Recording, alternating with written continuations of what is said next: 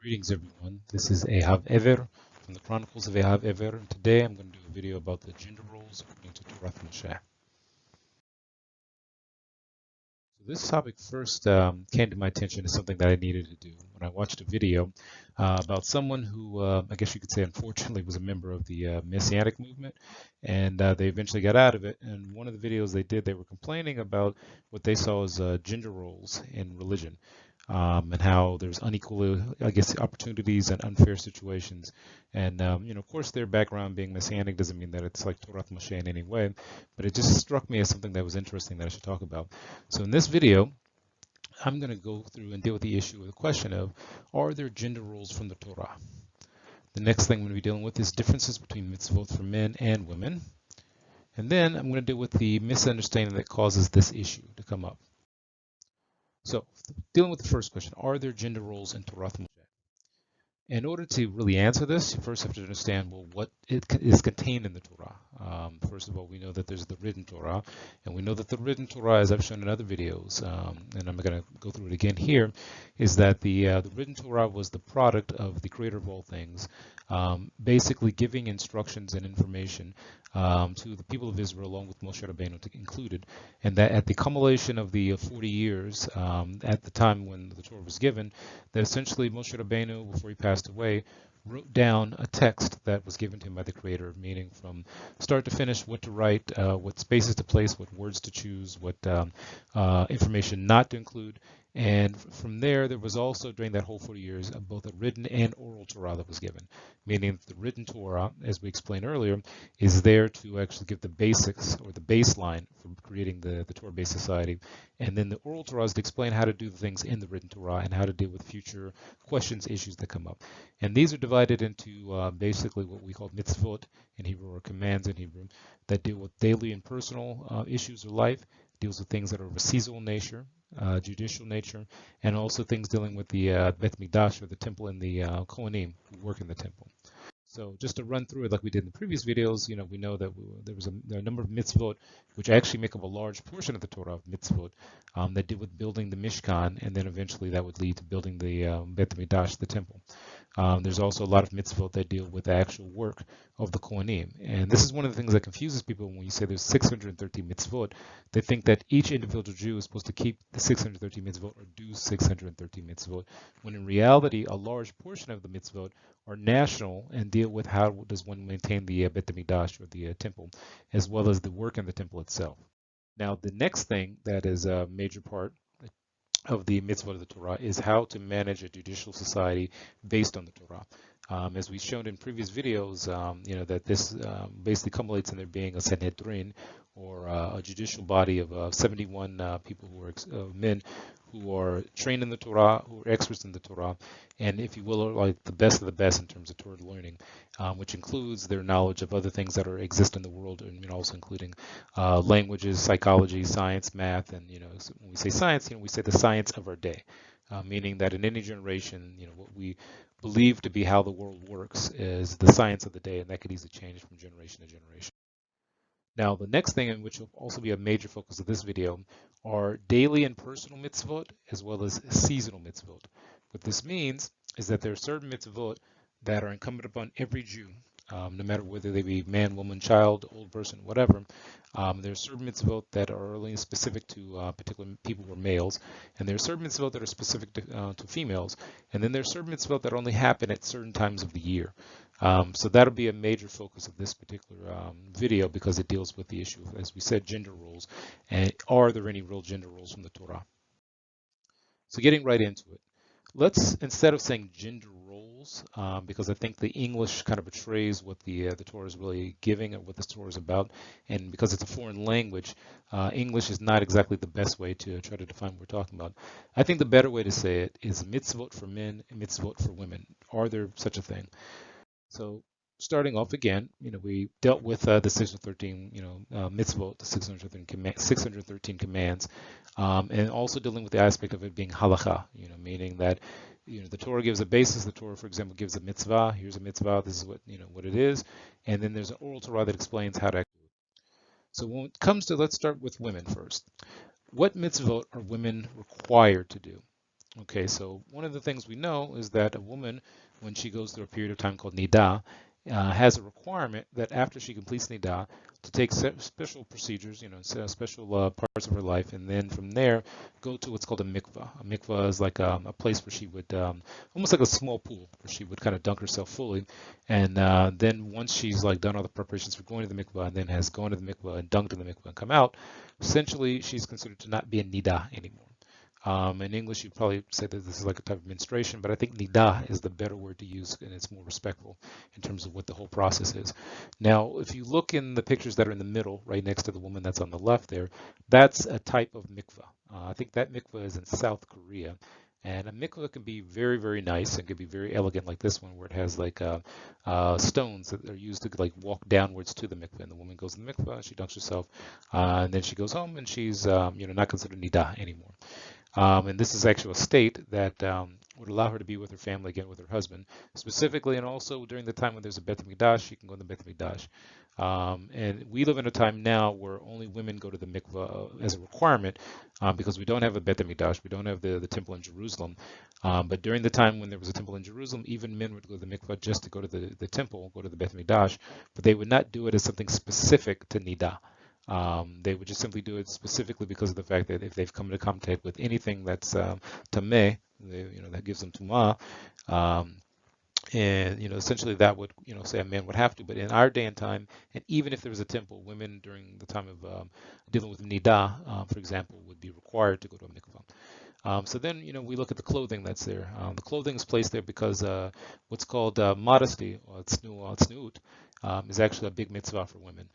Men also have a mitzvah for this, but women have a larger role in it simply because the influence of how a woman is perceived and also how she carries herself in a Torah-based society is a major part of the mitzvot that we're giving to women, simply because of how the difference between how men and women think and how we function with how we think. Now, the other thing that's listed here, if you look to the top right, I've listed something as, basically doing a separation of the challah. So for those of you who might be new to Torath Mosheh or even like to Judaism, it may not come, as something that's clear to you. But essentially, whenever Jews make a certain amount of bread, there's a certain amount of, when you use a certain amount of flour, there's a certain separation that is done, and during the time when the temple stood, some of that separation would go to like the Kohanim, but essentially now in the days we live in, it's simply either burned up or kind of put away so where it can't be used. Now, this is something that is kind of accepted in many cases as being a mitzvah that women have taken on, but it's not a requirement for a woman to do. It's a requirement for everybody to do it. So as a guy, if I'm sitting at home and I make myself some bread and I use a certain number, there's a certain amount that I have to separate, regardless of whether, I could say I'm a man, I don't have to do that. No, it's a requirement for anyone who's, making bread, because it has nothing to do specifically with women. It just simply has become that over time, it became a mitzvah that was a pretty big one for women to do. So for one of the things you'll notice is that there are fewer required mitzvot that deal, that are specific to women only. There, is not like a huge range of them. And even for guys, we'll see in just a second, there's not like a huge range.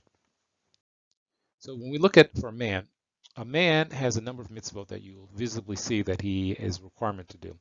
One of them, if you look at the picture in the middle, the top, you'll see that is tzitziot. So those are the command that came from the Torah, the mitzvah that came from the Torah, for a person to put the basically tzitziot on the four corners of the garment. Now the thing is the mitzvah is actually written in Hebrew in kind of the male perspective in terms of being a male-orientated mitzvah. It's a requirement for a man to wear them. As we'll talk about in just a little bit, a woman can wear tzitziot. She's just not required to wear tzitziot, and that'll be the important word, required. So for example, when you look at tefillin, which is right below the tzitziot in the middle. Now tefillin are something that men are required to basically wear. So every day that is not a Sabbath or a Shabbat, or every day that's not like one of the Chagim, essentially men wear the tefillin, and it's a requirement to wear it. Now, again, there's nothing in the Torah, nothing in Halakha that says a woman cannot wear tefillin. She's just not required to wear tefillin. And the same is true for on the right side, you have a lulav and etrog. There are some people who say that, women should do it. There's some people who say, it's not a requirement. So the thing is, from the Torah itself, it's not a requirement that a woman does it. It's just simply that she can do it. And that's for Sukkot, of course. So this is going to be the major focus about what we're going to be dealing with in this issue. And we really deal with the question of, what are the gender roles? The question is not what are the gender roles. The question is what's required and who's required to do it. And are there certain requirements that are just specific to women? Are there certain requirements specific to men? And if the answer is yes, what would be the problem with that being the reality? So moving forward, one of the other things that is a requirement that doesn't specifically come from the Torah, but simply comes from what's called Halakha, or like Jewish law, or even like the practice of how to do the Torah, is that men have accepted a requirement that came from the Sanhedrin, meaning remember I mentioned earlier, the Supreme Court of Torah that existed in the land of Israel. There's a requirement that men have upon us now where we pray 3 times a day in what's called a minyan. A minyan, by definition, is essentially when you have 10 or more Jewish men who come together to do Tefilah. Tefilah can be translated as prayer in English, but I think I just don't like the way some of the English comes out sometimes. Tefilah is a little bit more focused. So for example, Jewish men, every day will meet 3 times a day to pray, and there's certain hours that we pray in. So for example, my Bet Knesset, it's a Taimani Bet Knesset, a Yemenite Bet Knesset, and we generally speaking start praying at about 5:30 in the morning, and that's every day all year. And then from about 5:30, there's like a kind of time range where essentially from like about 5:30 to almost like 10:30, that's the range where a person can pray the morning prayer. It's called Shacharit. Now, after that point, around lunchtime, around you could say about 12 o'clock to maybe almost like before sundown, there's a period called Mincha. And during Mincha, that's essentially where the same thing repeats itself, where there's the prayers are similar but a little bit different, a little bit shorter than they are in the morning. And then in the nighttime, there's a group of hours up until almost like sun, up until like dawn, where essentially that's called Arvit. So those are the 3 times that Jewish men are required to pray. That doesn't mean like a guy can't pray anytime he wants and do anything else besides that. We just have a requirement to pray 3 times a day in a group of 10 or more men called a minyan. And generally speaking, that happens in a Bet Knesset, meaning a synagogue. Now, there's certain times of the year or certain times of the week, I should say, and then also some times of the year where men read the Torah together. Meaning that, for example, twice during the week when it's not the Sabbath, and you have to forgive me because I think sometimes in Hebrew, so like Yom Shini, which Yom Shini is Monday in English, and then Yom Chamishi, which is Thursday in English. These are 2 days during the week where Jewish men, when they go to the Bet Knesset, going to the synagogue in the morning, where the Torah is pulled out, and there are 3 men that are called to either in like a Yemenite Bet Knesset to read the Torah for themselves, meaning a Kohen, a Levi, and someone who's just regular Yisrael, regular Jew, not being a Kohen or a Levi. There are 3 people called out to read the Torah, or in non-Taimani communities, often it's going to be 1 person who reads for everybody, but 3 people go up for themselves, say the bracha, say the blessing for reading the Torah, and then from there, the Torah is read for them by someone. Men have a requirement to do this twice during the week, and then on Shabbat, men are required to take part in this Torah reading on the Sabbath, on the Shabbat, during the morning Shachrit prayer time. And then also during Mincha, and this is still on Shabbat, similar to the Monday and the Thursday portion, a shorter portion is read during Mincha in the afternoon. Now these again are requirements that men must do in our day and time. It's something that we've all accepted upon ourselves. So those of us who keep Torath Mosheh, those are people who are Orthodox Jews. Someone who's not Torath Mosheh or Orthodox Jews may decide they're not going to pray any of these at all, or they may decide they're going to pray one of them. They may decide that they're not going to pray in a minyan, they're going to pray by themselves. But the preferred situation for Torath Mosheh and Orthodox Jews is to pray at a minyan, and it would only be a situation where someone can't get to a minyan, or they miss the minyan, or they're traveling somewhere, for example, in a place where there is no minyan, or or they have to pray at home for some reason because somebody's sick, maybe, that a Torath Mosheh Jew or Orthodox Jew would choose not to pray in a minyan. So again, this is a requirement that all Jewish men who keep by Torath Mosheh or Orthodox Jews have accepted upon themselves as a requirement. So then if we look at what could be considered non-gender-based mitzvot, or non-gender related mitzvot, that are requirements. Again, requirements for the entire Jewish people, whether they be male or female. Well, one of those is kosher. eating kosher food, keeping a kosher kitchen, food that the Torah defines as fit, food that is considered okay by the Sanhedrin, by our traditions, things like that.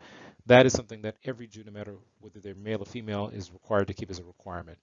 Eating matzot, for example, or matzah on Pesach, that's something that all Jews are required. Things dealing with money, for example, shekels, they have shekel, or anything dealing with money issues from the Torah, that's something that all Jews keep. Also, not doing what's called avodah zarah, or in English it's called idolatry, but avodah zarah is the better term. That's why you have the little cross of the cow there. Not doing avodah zarah is considered to be a requirement for all Jews, no matter who they are.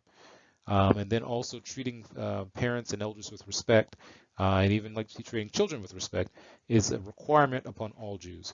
And then also, like I mentioned earlier, concerning separating when someone's making bread or making challah for Shabbat, separating the right amount, for example, is also a requirement no matter who's making the bread.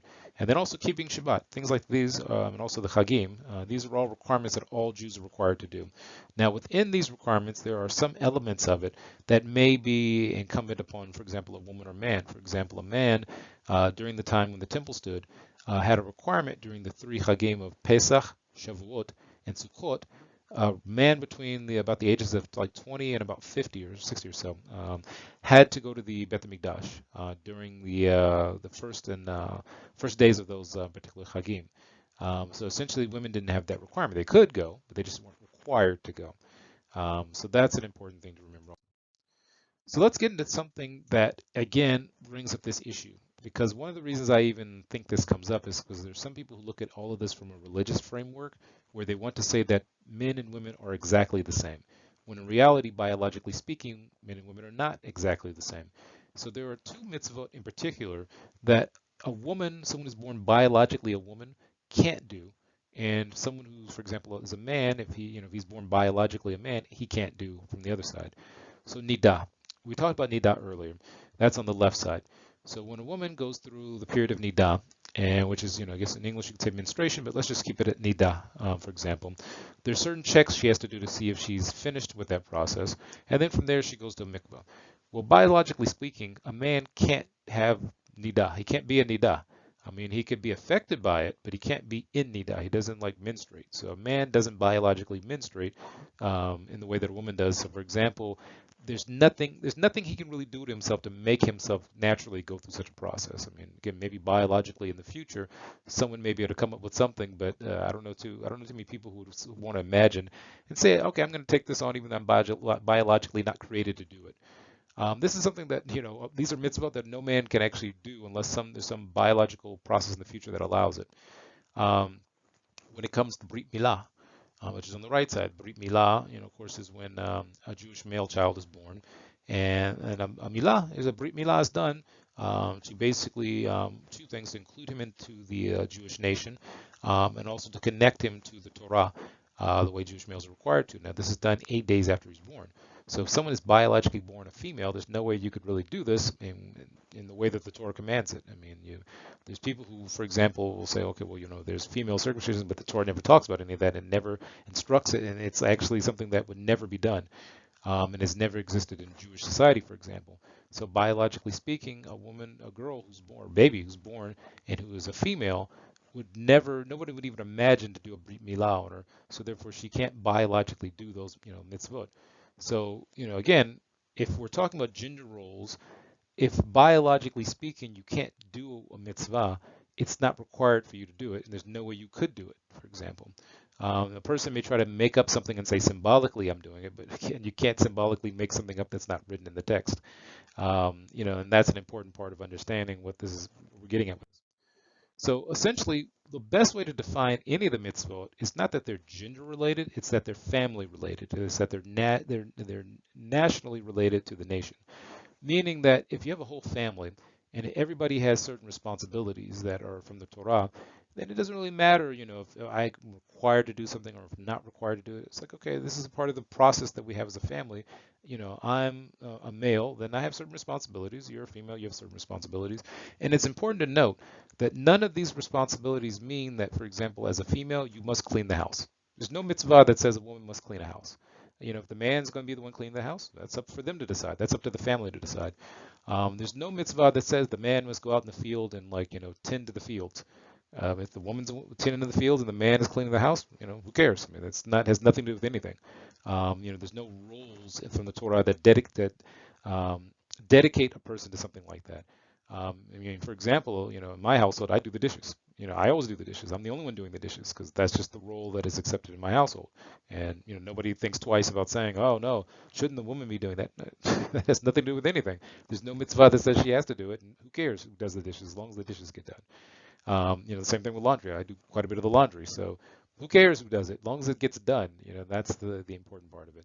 And that's why I say that I remember once my mother, when I was younger, she used to always say to me that like she didn't believe in like the whole concept of like over masculinity or masculinity feminine. For her it was just it's all about the family.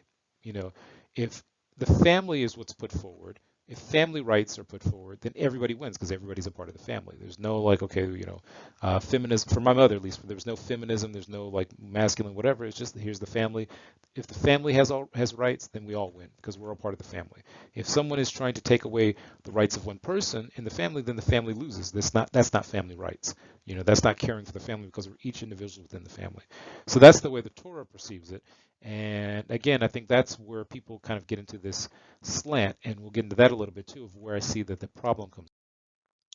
So I think the problem that causes this discussion about gender roles is mostly because of the concept of worship, meaning that when someone goes to a particular location and is considering that to be a house of worship, for example, in the English sense, not in the sense that's in the Torah, the Tanakh, but in the English sense, that seems to be where a lot of this conversation comes up. So then, that makes me ask the question, worship a contentious issue or not? And I think it's not if you really look at it from the standpoint we're doing so far. So again, let's deal with this from a perspective that most Westerners have. Most Westerners see a synagogue as a place of worship, for example.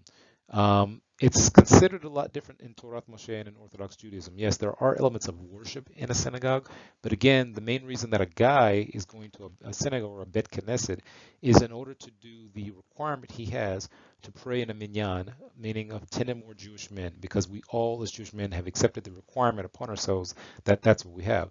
So then that begs the question, if a man is required to pray, certain prayers for certain tefillot, at certain times of the day with 10 or more other Jewish men and that are also required to do the same thing, then it stands to reason that most synagogues would be centered around the men because of the fact that we have the requirement. So if we have the requirement to do these things, and if a woman doesn't have to do them, she can, for example, we'll get into that a little bit later, but, as an example, if I'm required to like pray 3 times a day, and I like, for example, as a part of my requirement, pray the earliest I can, meaning that 5:30 in the morning is when I pray. And if, like, for example, my wife or my daughters don't get up at 5:30, it's not that I sit there and wait for them to wake up and then we go all together. It's that I go because that's my responsibility. No different than, if my responsibility is to go out and take the trash out, I'm going to take it out as early as I can. When I can, I don't have to wait for anybody to help me, with that process, for example. So, if you look around, especially here in Israel, what you find is that a minyan, meaning a group of 10 or more Jewish men who pray together, can pop up anywhere.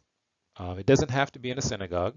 It doesn't have to be in a particular building. It can be outside. It can be in an airport. It can be in a bus station. It can be on a train. It can be in a bus. It can be on a boat. Essentially, what sometimes happens is that, like, let's say you're at the airport, like in the bottom left example, and well, sometimes you'll see Jewish men who you can recognize as being Jewish by maybe being wearing kippot, tzitziot, or people who look like ultra-Orthodox Jews. Essentially, what you may see is that someone may walk around at a certain time and start looking for people who are Jewish men to try to get them together to form a minyan, and you may hear them say minyan, minyan. So they'll be asking, looking around for someone who wants to join the minyan. Meaning they're looking for 10 or more Jewish men to pray the tefillot, the 3 prayers that I mentioned. So that could happen anytime when they're found there. So you may have seen, you may see this depending if you're Jewish or not. As an example, here in Israel, there are a number of trains that run, and this is, of course, prior to Corona. Corona has changed a lot of this right now, but it's still a requirement, and there's still men seeking ways to try to do this where it's safe, for example. So before Corona, for example, any train in most directions, the earlier in the day it was, you would have, for example, Jewish men who would come together in the back of the train and form a minyan, meaning that there would be 10 or more Jewish men getting together. In some cases, like one of the trains I used to take from Bet Shemesh, it used to be packed in there. It used to be like 2 minyanim, meaning that on one section of the train there was about, I would say almost like maybe 30 or 40, maybe 50 like Jewish guys in there. And then the next part of the train, there was another 50 guys packed in. And they're doing the responsibility to pray Shachrit. And then later in the day, if they're on the train, if there's 10 Jewish men who are willing to pray, someone will go around and gather all the men they can together and pray. That's the same thing at night. People somewhere at night, there's 10 Jewish men there. And here in Israel, it's a lot easier to do because in a lot of places here in Israel, there's a synagogue almost everywhere you go. There's certain bus stations that have synagogues. Train stations, not as much, because on the train, you're pretty much getting on the train and going, and you can pray on the train. Where in the bus, you can't really stand up on the bus. There's certain prayers we do, we stand up. So even outside, a group of Jewish men who together can go pray outside, and there's no need for a building to make a minyan. That's what you see in the top left corner. And that's what a number of people are doing because of the corona situation right now, where instead of just simply saying, okay, nobody go to the Bet Knesset, nobody go to the synagogue, everybody pray by themselves everywhere. There are Jewish men who are looking for safe ways to pray together, which means going outside and spreading out, more than 2 meter distance and doing the Tefilah. And that's what happens, So the next thing to consider is that in any synagogue that follows Torath Mosheh or is an Orthodox synagogue, you're going to have a separation between where men and women sit. And what the women's section is generally called the Ezrat Nashim. So what you see here in this picture, the little red star that I have there, that is yellow in the middle of it, that is the men's section of this particular synagogue. And on the other side, where the blue star is with the red in the inside of it, that's the women's section. The idea being that men and women are separated from contact with each other during the prayer times, meaning that, let's say a family decides to go to the Bet Knesset or the synagogue together. The man would go into the men's section and the women would go in the women's section. And in most Bet Knessets that are, I guess, doing this in a certain way, the woman can hear and see more of what's going on than the man can see on her side. So there's some synagogues where the women can 100% see what's happening on the men's side, but the men can't see what's happening on the women's side. And we'll explain why that is. But let's look at another example. Here's a Bet Knesset where the women's section is in a balcony above the men's section.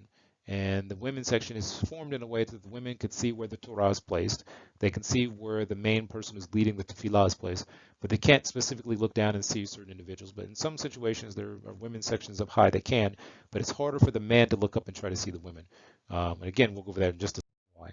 So here's another Bet Knesset where you have on the left side here, where the red star is the men's section.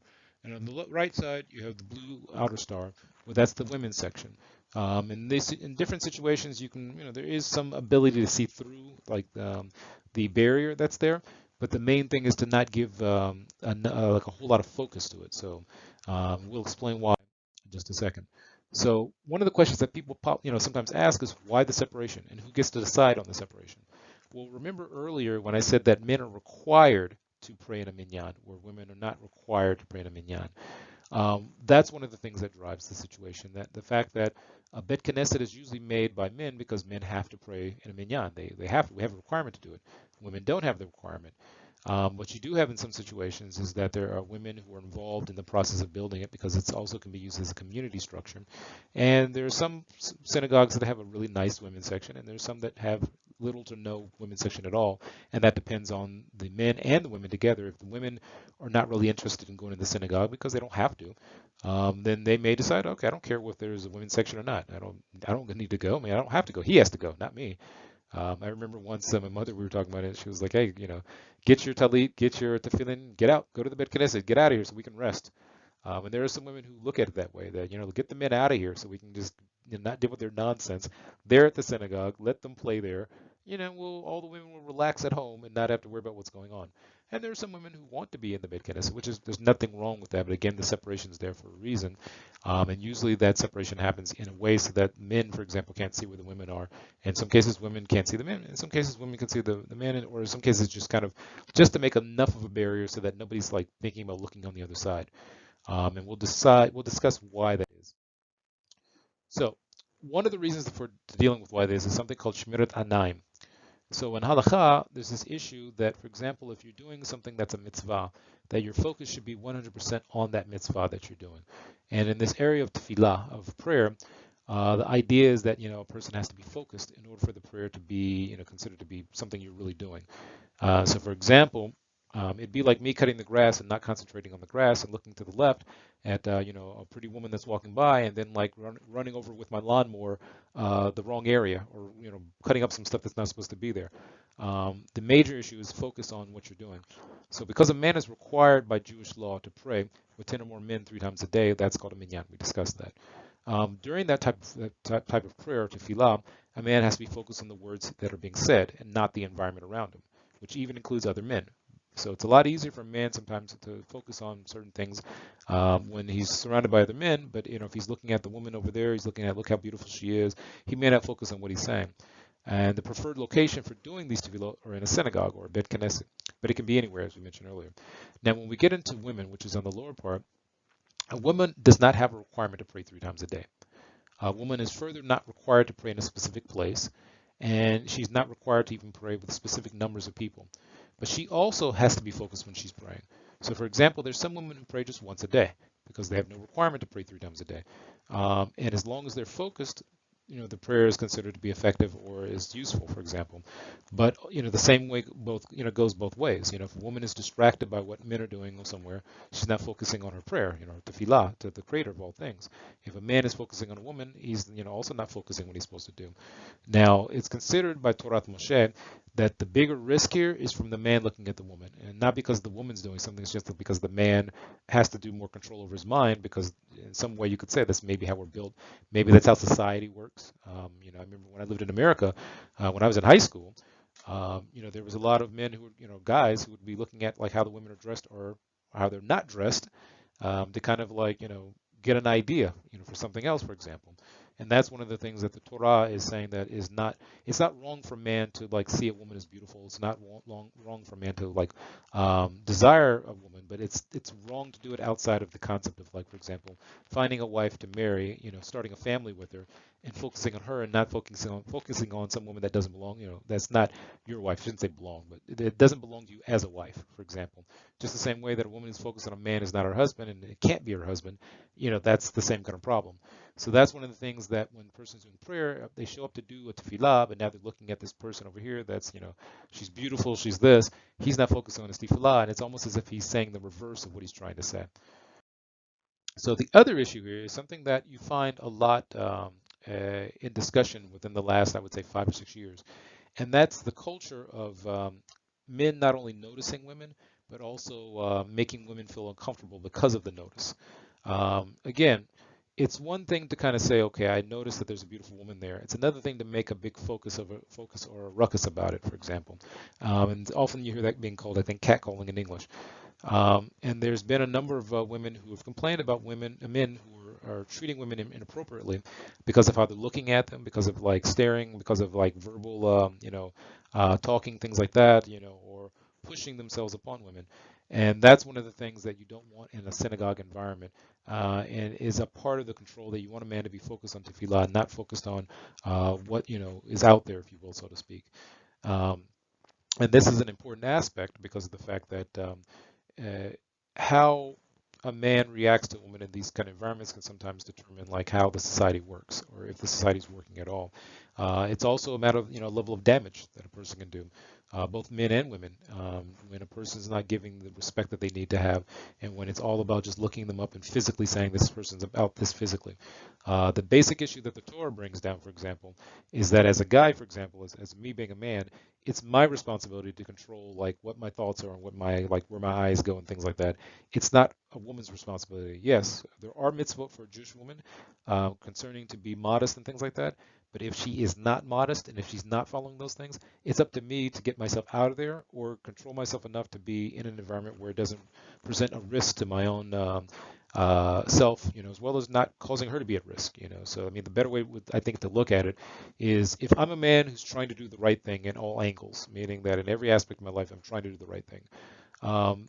It would be a lot harder for me to make a mistake when it comes to a woman if I am kind of separating myself from situations where I'm not like, caught looking at a woman a certain way, treating her a certain way. If I know enough about myself to say, okay, this is not the right situation for me to be in, I need to separate myself from the situation. Now, this brings up to something when someone once I heard once jokes made about, I think Mike Pence, who's the vice president of America, about how he said he won't meet with any woman privately unless his wife is there.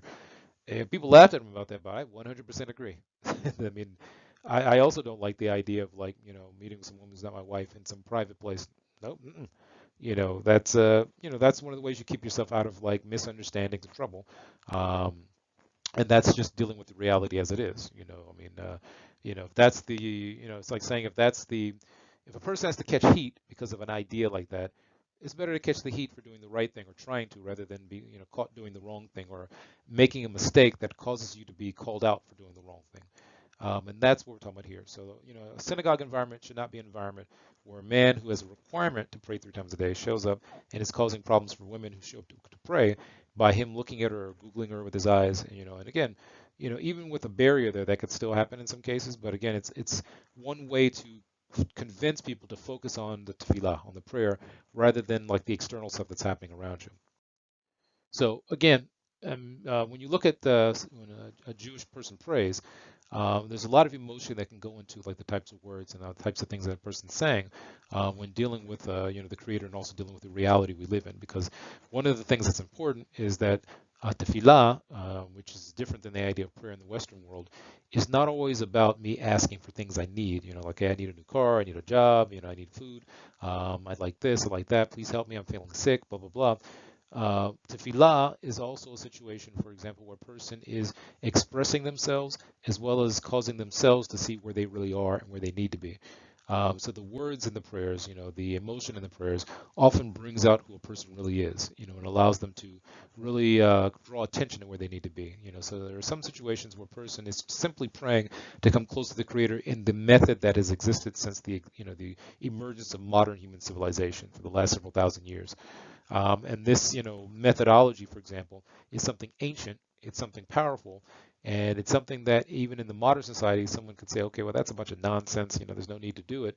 But then at the end of the day, there's some situations where a person may get sick, and all of a sudden they start praying. I've seen situations here in Israel where a person has a family member that dies, and all of a sudden you see them wearing a kippah and growing a beard for like a couple of months during the mourning process. Where if this is all nonsense, why even do that? So essentially to have that interrupted by a guy noticing, look at that woman over there, that's, could be an issue. So then we went through this focus again, and let's deal with this a little bit more in terms of this issue. Okay, so if women do not have a requirement to pray 3 times a day, and if women do not have a requirement to pray in a specific place, and if women do not have a requirement on the numbers of people that they have to pray with, then we can easily say that if men have these requirements, it's just there's a difference here. There's a difference in the reality for both people.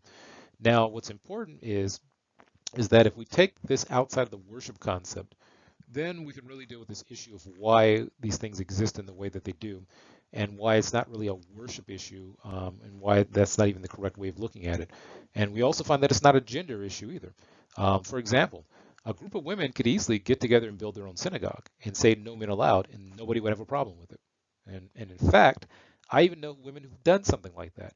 I once knew a woman who works at a place here called Teva. I forget what kind of business they do. I think pharmaceutical. But her and a group of women get together around lunchtime every day that they go to work, and they go through and do Tehillim, which are Psalms, and they read through Tehillim and they pray together, and then they go back to work. Well, that's pretty much like what men do.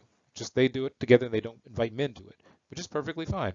I don't know of any Jewish man who's going to sit there and say they have a problem with a group of women coming together and meeting to do tefillah. And I don't know of any man who would say it's illegal, it's wrong for women to build a place for them to do that. I don't know any guy who would make that kind of statement because it's not a concern.